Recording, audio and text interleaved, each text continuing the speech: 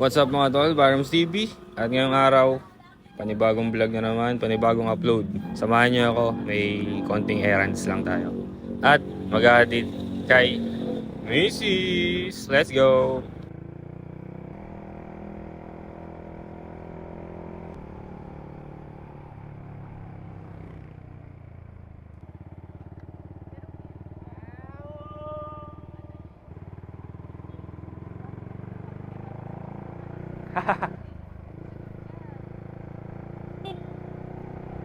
Oh, meron naman tayong side mirror. Naka-silencer tayo. Huwag tayong kakabahan. Let's go.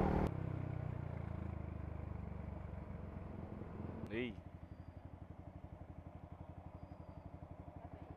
Bye-bye.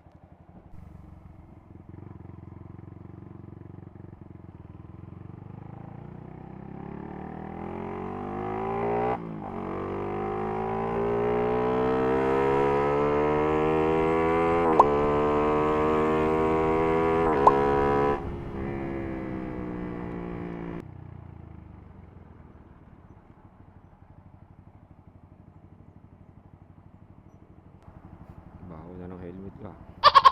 Kailangan na linisin.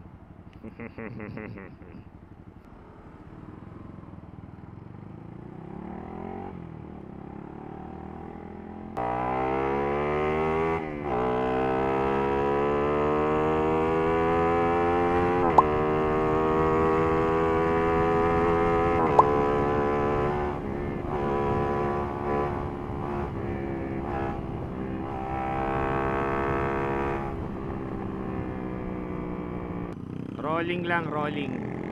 Naka-silencer naman tayo, tsaka may side mirror, syempre, as usual. Nandiyan yan, side mirror na dyan. Kung ayaw nyong ma-exercise yung leeg nyo, gumamit kayo ng side mirror. Pero kung gusto nyo naman laging leegan tama, wala kayong mag-side mirror. Tapos panigurado, bulsa o wallet din ang tama nyo sa LTO nyan, tsaka sa HPG. Let's go!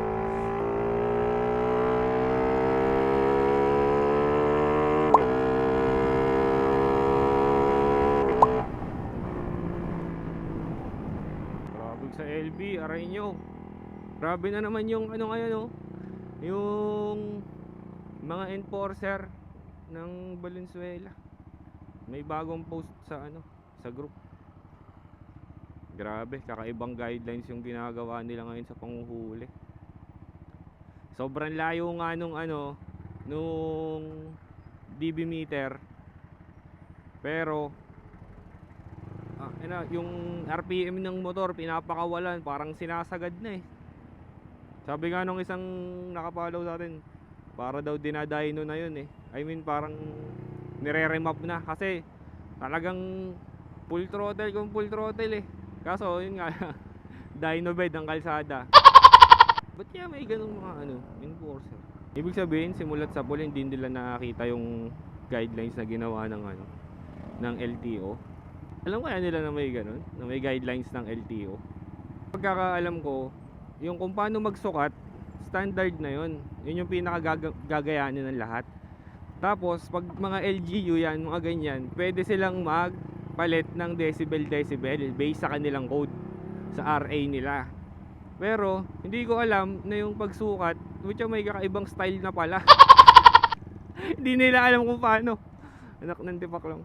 Kaya kahit siguro stock pipe, pag binirit na ganun, kaldag ka dun. Minus ka dun, minus 500 ka dun, minus 1,000. O baka kumpiskado pa yung pipe mo. Ang malupit nun, kinukumpis ka nila yung pipe. Eh parang sa LTO naman kasi wala namang sinabi na kukumpiskahin yung pipe, pipit-pitin.